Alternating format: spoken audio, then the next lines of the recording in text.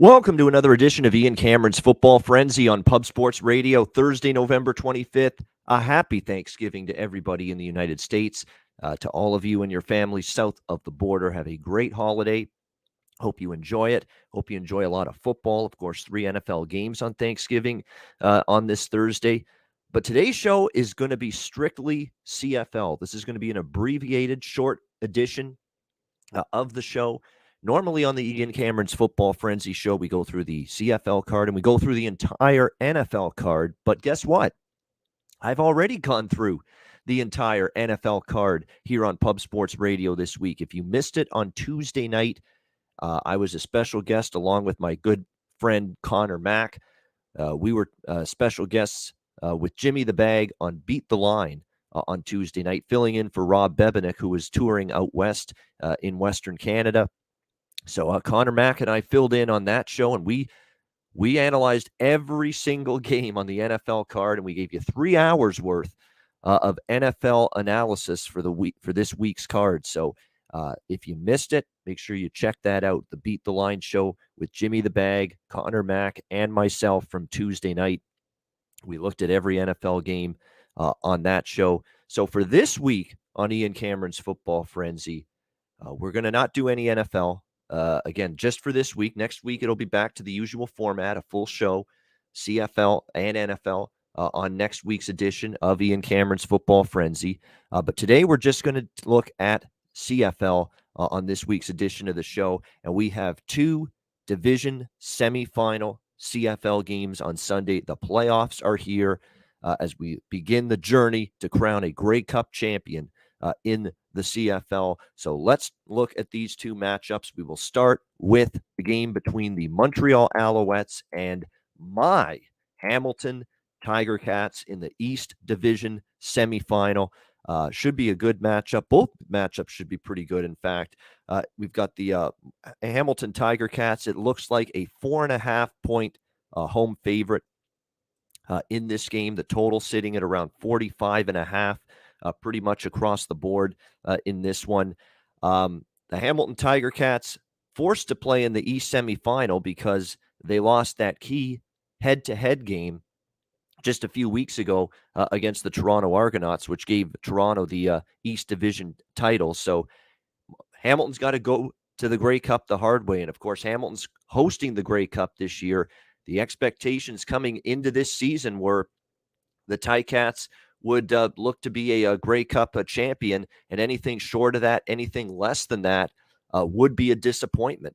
But now they've got to win the East semifinal at home, and then they would have to go on the road and play Toronto in the East final in order to play in the Grey Cup. So going to be interesting to see if the Ticats can get the job done.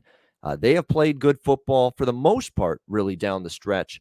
You know, other than the game that took place against the Toronto Argonauts, you know, they have played better here in the final month of the season. When you look at it, 4-1 straight up, 4-1 against the spread the last 5 games of the regular season. That only loss coming to the Toronto Argonauts. What's been the difference for the Ticats? Well, all season long, their defense has been one of the top defenses in the CFL for sure. But for a large part of the season, the offense just did not, you know, really completely play well at any stretch. You know, you look at the offense that the Ticats had, and it was start hit or miss. Jeremiah Masoli was inconsistent. They've had offensive line problems at times this year. They didn't have Don Jackson, their starting running back, for a large part of the season. They had receivers in and out due to injury all year, including Braylon Addison, who actually missed the last few games down the stretch this year as well for the Hamilton Ticats. But great news on that front. It looks like the Tiger Cats are going to have Braylon Addison available to them here for this East Division semifinal matchup. And certainly when you put him with Brandon Banks and some emerging young receivers that have really stepped up at times, like Stephen Dunbar and Tim White, Jalen Ackland's been very good this year down in the passing game. All of a sudden, you've got a situation where you've got some options now for the Hamilton Ticats, for Jeremiah Masoli, throwing the football. The Montreal Alouettes, they didn't finish the season exactly playing their best football. You look at their games down the stretch, they lost to Saskatchewan at home. They lost to the Winnipeg Blue Bombers. Again, no shame in that, but that was a Winnipeg team that had already clinched the East Division title that lost to Winnipeg in the first game, 31-21. And then, of course, they beat Winnipeg 28-14, but it was basically Winnipeg's backups playing that day against the Alouettes. And then Montreal with a chance still to maybe be the team to finish second in the East and maybe host Hamilton in this game on Sunday instead of them having to go to Hamilton. They had a chance still, and that chance ended when they lost 19-18 to the lowly Ottawa Red Blacks as 11-point favorites. Just a horrible loss for the Montreal Alouettes. So you can't necessarily say this team's played their best football coming in. They do have Trevor Harris. He is an experienced quarterback. He is a guy that has obviously been in playoff games before. He's had some good ones. He's had some rough ones. One of the rough ones was last year in Hamilton as a member of Edmonton, or 2 years ago in Hamilton, when he had a really rough day against the Hamilton Ticats in a playoff loss. So he'll certainly be looking for redemption. They've obviously got a good run game with William Stanback. He's been good running the football. You look, though, at the Hamilton Tiger Cats run defense. Boy, it's been very good, though. Not a lot of teams have been able to run the ball against them. 79.6 rushing yards per game allowed. That's tops in the CFL defensively against the run. So when you look at this Tiger Cats defense, they match up well probably against Stanback, because I think if you're the Montreal Alouettes, you need to be able to run the football a little bit more to have success offensively. Hamilton, I don't worry ever about them running the football, because they don't usually run the football half as much as they throw it. They've always been one of those teams that's, looking to throw the football and looking to, make some big plays over the top. So that's going to be the key to them, is the passing game. And when you look at Montreal's defense coming into this year, their passing defense hasn't been bad at all. Second in the CFL. It's been good. So it's kind of strength versus strength. I think if you're Montreal, Trevor Harris is a good quarterback, but I think if you're going to have the best success with him, he's not someone that, if you're one-dimensional and you're going to throw the ball all game, he's going to be the guy that's going to, just carry you through the air. I think he really needs a good run game and a balanced offense. So Stanback, again, is going to be in tough against the number one ranked run defense in the CFL, which Hamilton has. And on the flip side, Hamilton does throw the ball more than they run it. Montreal's defense pretty good against the pass, second in the league. So this could end up being a lower scoring game. I mean, I would lean under. It's going to be, I think, pretty cold around in Hamilton on Sunday in terms of the temperatures. And that's always beneficial. And, at this time of year, it's a little bit harder to score and, make those big plays on offense in colder weather. But I think there's a chance that this is a lower scoring game when it's all said and done. It's also worth noting 2 head-to-head meetings this year, and neither one sniffed 45.5 points. You had 27-10 Hamilton in the first meeting, 23-20 in overtime for Montreal in the second meeting. So even the second game, it went to overtime. It still stayed under the total in that game. So I would lean to the under here in this game between the Alouettes and the Ticats. As far as the side goes, though, that's a cheap price for. I could only, and it's not a homer selection. It really isn't. But 4.5 points at home with Hamilton seems low. It seems like it's a fair number. So I would look toward Hamilton minus 4.5 in this game.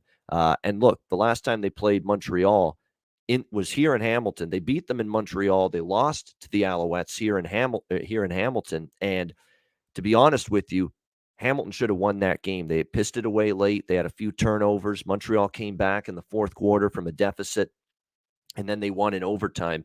Credit to them for doing that. But, if Hamilton had better fourth quarter execution in that game, they probably would have won it and hung on to that lead. So I think Hamilton will advance to the East Final against Toronto, currently minus 4.5, and I would look to lay the points. All right, the West Division Semifinal, the Calgary Stampeders taking on the Saskatchewan Roughriders. We've got Saskatchewan 1.5-point home favorites, 41.5 the total in this game. This should be another good one, and keep your eyes on the weather. Early forecast in Regina for this game on Sunday afternoon says cold temperatures around 0 Celsius, maybe even minus below 0 in terms of degrees Celsius in Saskatchewan for this game, and also 15 to 20 mile per hour winds are also expected at Mosaic Stadium. So wind could be an issue, and when you're talking wind, that's what can hurt you more than anything else in regards to weather when it comes to an over when you're betting totals. So keep an eye on that. We might be looking at some wind issues. Again, this is Thursday. The games are on Sunday, so you obviously want to check again closer to Sunday, closer to kickoff, exactly the updated forecast. But it looks like right now we are kind of looking at wind conditions possibly being an issue here on Sunday between the Stampeders and the Rough Riders. So interesting to see if that's going to be the case. Calgary, I talk about this in the NFL a lot, where you have a team that kind of didn't play well early in the season, didn't play their best football. And like I said, you could relate this to the NFL as well. Team that did not play their best football early in the season, but played their absolute best football late in the season.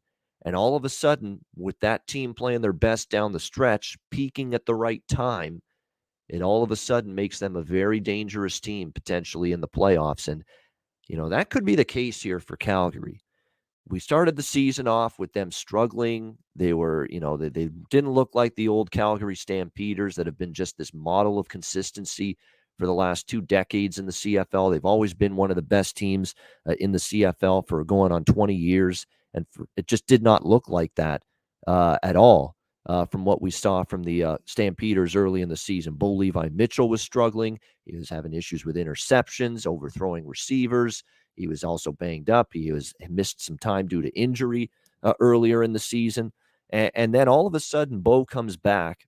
I think it was late August, early September, he came back. And it has been a much different Calgary team. He's played better. He still makes the odd throw that, it's like, whoa, Bo, what are you doing here? And he's definitely had his most interceptions in an entire season this year than he has at any point in the past. So decision making is still a battle at times for Bo Mitchell. But unlike early in the season when really the offense was stagnant and it was stalling and it really wasn't moving the football with much effectiveness, it's been a different story down the stretch for Calgary. The offense has gotten it going. Bo Mitchell's playing with some confidence again.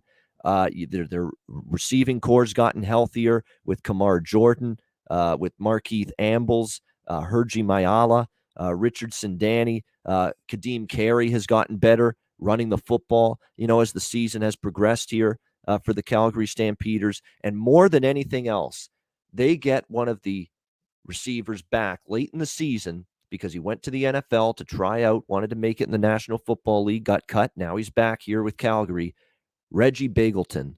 And this guy is an absolute weapon for Calgary offensively. He had a terrific run and a terrific CFL career before he left for the NFL, Reggie Bagleton. Now he is back with this Stampeders team, and he adds just another threat down the field in the passing game for Bo Levi Mitchell. So this offense is at a point now where it's much different, obviously, than the offense we saw from Calgary early in the season, without a doubt. So this team's, again, played their best football down the stretch since the beginning of October. They finished the regular season at 6-1 straight up, 6-1 against the spread. And they come in here with great confidence. Even though they got to go on the road, they do have to play a good Saskatchewan team, a very good Saskatchewan defense, and obviously an environment that is very difficult to win in, especially at playoff time. We know this is the loudest fan base in the CFL. This is the strongest home field environment by far in the CFL, what Saskatchewan has. So this is not going to be an easy challenge for Saskatchewan by any stretch of the imagination, or for Calgary, rather, by any stretch of the imagination. For Saskatchewan, going into this game, Cody Fajardo, obviously it's a guy that's played some pretty good football this year. He's had some games where he's looked erratic, but he's had some brilliant games. He's had really a mixed bag. He's had some, games where things have struggled a little bit for him. He's had some games where he's absolutely lit it up. Which game is it going to be here? Now, you throw out the game against Hamilton where they lost 24-3, their final game. They sat everybody. Isaac Harker was the quarterback in that game for Saskatchewan. Mostly backups in the game for them. So you don't put much stock into that. But look, Saskatchewan was playing some good football. Now, they didn't always cover point spreads down the stretch like Calgary did, but they found ways to win. They beat Edmonton twice, which isn't saying much. There was a horrible Edmonton team, and we just saw the Elks clean house earlier this week. They fired everybody, the president, the GM, the head coach, all gone, a house cleaning, if you will, with that Edmonton Elks franchise. So beating them twice in a row wasn't much, but they beat Montreal. They did have a home head-to-head win at Calgary the last time they played the Stampeders. So, and they've all been tight games. So they're used to this. This is probably going to be a tight game. This is probably going to be a close game. It wouldn't surprise me one bit to see this game decided, in the final couple minutes of the game. And, if that ends up being the case, Saskatchewan's comfortable, in a game like that. They've won so many close games this year. Even the game against BC, September 24th, 31-24. In fact, their last 5 wins were all victories by a touchdown or less. So they found ways to prevail in these close games. And that's the thing you're looking at here. If this point spread was, Saskatchewan laying more than a field goal, I'd really like Calgary here. I really would. But the point spread's not more than a field goal with Saskatchewan here as home favorites. They're only laying 1.5. They pretty much win the game, and they are going to be able to they win the game, and they are going to be able to cash a ticket here for you. So the point spread seems like it's in a perfect spot. It's a really tough game for me. It really is. I don't love the idea now with where the point spread is that Calgary's got to win the game pretty much on the road, tough environment, crazy fan base. They're going to be loud. That they got to win the game in order to cash a ticket for me. So I'm disappointed Calgary is as cheap as they are, but I give the odds makers credit. The odds makers don't always do a good job setting the number in the CFL for various reasons. They don't have the information I do, or many people that really follow the league closely. They don't have that same information. They don't have the time to really bother with CFL or focus, on putting up lines for CFL when there's NFL, college football, NBA, college basketball, baseball, NHL, so many other sports going on that are more pertinent on the minds of the odds makers and bookmakers in Vegas and in the and around the world. But what we are seeing here is a very good number, in my opinion. Saskatchewan -1.5. So makes it very difficult. I'll say this right now. I still lean to Calgary here. I do. You cannot sugarcoat the fact or shy away from the fact that they won 6 of 7 down the stretch. They played good football. They won at Saskatchewan in Mosaic Stadium the last time they were here, 22-19.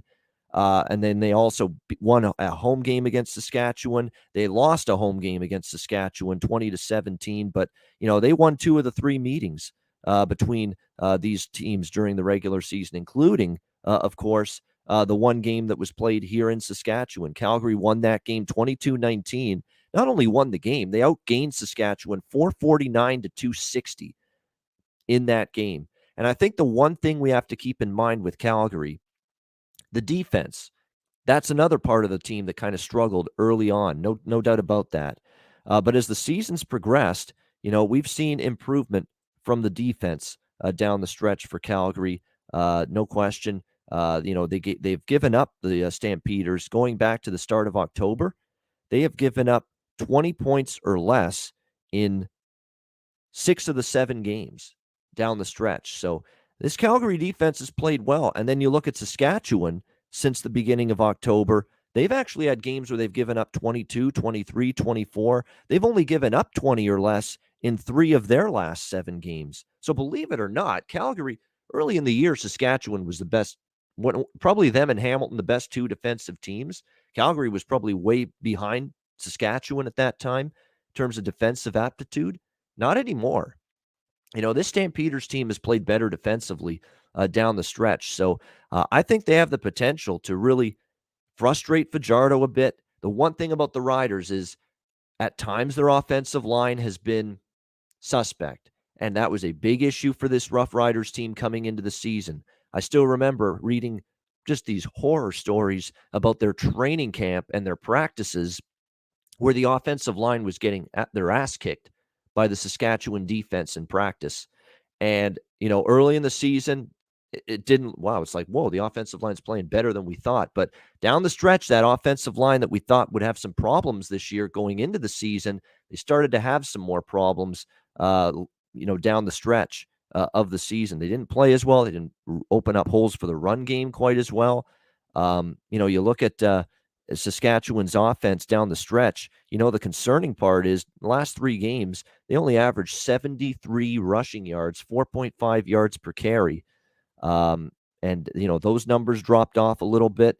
The passing numbers dropped slightly as well. So just overall, the numbers down a bit for Saskatchewan the last few weeks of the season. So that's why when you look at it and you see that Calgary's 8-6, Saskatchewan's 9-5, you can't obviously, they've got the slightly better record. They had 1 win more, Saskatchewan, than Calgary this year, but Calgary won 2 of the 3 meetings, including the 1 game played here in Saskatchewan. Saskatchewan 5-2 at home straight up this year. Calgary 5-2 on the road straight up this year. So again, Calgary a better road team than home team, to be honest with you, this year.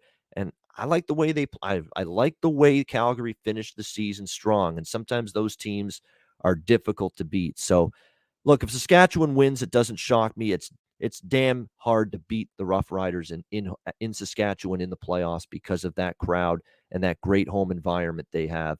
But it's hard to deny the statistics, and it's hard to deny the numbers that Calgary has drastically closed the gap on Saskatchewan. And you could say they played better football in the last 2 months of the regular season, Calgary did, than Saskatchewan. So for that reason, I'm going to lean Calgary. It's not a strong opinion.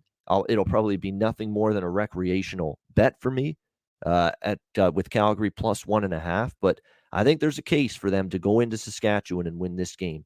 Bo Mitchell doesn't turn the ball over. If the defense continues to play well for Calgary like it did in the last couple months of the season, they can maybe wreak havoc on that Riders offensive line that started to regress and have some more issues once again down the stretch as well. So if all of those things happen, you're looking at a situation here where I think Calgary's got at least a shot, a solid shot to win this game on the road in the West Division Semifinal against the Saskatchewan Rough Riders. So that's how I would go here in this one, is lean to Calgary plus 1.5. As far as the total goes, look, it's 41.5. My initial thought was, God, I want to find a reason to bet that over. I mean, 41.5 in a CFL game seems like a very low total. But now you're seeing cold, frigid conditions and temperatures possibly in Saskatchewan on Sunday. And you're seeing that the wind could be an issue as well, 20-mile-per-hour winds. So I'm going to have to think that over a little bit more, at least wait until closer to kickoff on Sunday, see if the forecast changes a little bit. So initially was leaning over, but we're going to see if what the weather forecast is in Saskatchewan closer to Sunday's kickoff here for this West Division semifinal matchup. All right, there's your CFL Division Semifinal preview right here on Ian Cameron's Football Frenzy. Again, no NFL discussion on the show today because we did the NFL card on Tuesday night on the Beat the Line show. Jimmy the Bag, me and Connor Mack were on that show Tuesday night breaking down the entire NFL card for this week. So make sure you tune into that show if you missed it, and you'll get the thoughts and betting opinions from me, from Connor, and from Jimmy the Bag on Beat the Line. We will get back, of course, to our normal Ian Cameron's Football Frenzy show format next Thursday, where we will go through the CFL Division Final matchups and, of course, the entire NFL card next Thursday right here on Ian Cameron's Football Frenzy. Again, happy Thanksgiving to everyone that is tuning into this show today. We appreciate it. Make sure you hit the like button. It helps us out quite a bit here at Pub Sports Radio. We will get to a CFL Division Semifinal best bet to wrap up the show in just a few minutes right after this.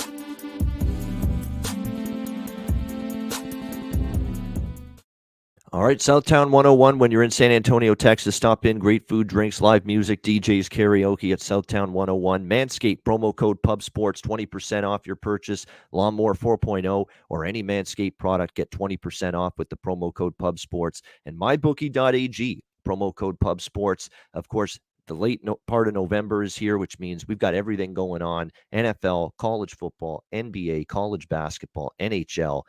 It is all happening at once. No better time than right now to sign up for an account at mybookie.ag. Bitcoin accepted currency for your deposit as well. Mybookie.ag, promo code PubSports. All right, time for best bet for this CFL Division Semifinal weekend. And yeah, we're going to be a homer for this best bet. Hamilton Tiger Cats -4.5 against the Montreal Alouettes. They've been just absolutely phenomenal in these home playoff games over the last few years. They've been terrific winning at home. It's been winning on the road in the playoffs that has been the issue at times for the Ticats. It's not been winning at home. They've been very good in these home playoff games, and I think this will set up a rematch with the Toronto Argonauts in the East Final next week. Again, and there's another situation where, the team that played the better football down the stretch was Hamilton. They're getting healthier too. The D-line is intact, getting stronger and better. The O-line getting healthier since they got Chris Van Zyl back. You've got Braylon Addison, one of their best receivers who hasn't played the last few weeks. He's ready to come back for this game. And I think Hamilton can win this game and get it done by enough of a margin to cash a ticket as home favorites in this game. So we'll go with Hamilton -4.5 against Montreal for my CFL best bet here on Ian Cameron's Football Frenzy. All right, that'll wrap up this edition of Ian Cameron's Football Frenzy right here on Pub Sports Radio. Thanks to everybody for tuning in. We'll be back next Thursday, 1 p.m. Eastern and 10 a.m. Pacific for another edition of Ian Cameron's Football Frenzy, breaking down the CFL Division Finals and the NFL card next Thursday right here on Ian Cameron's Football Frenzy. I'm Ian Cameron. Have a great Thursday. Have a great football weekend. Cash some tickets. Happy Thanksgiving. Enjoy the games and good luck. And we'll talk to you again next Thursday for another edition of Ian Cameron's Football Frenzy right here on Pub Sports Radio.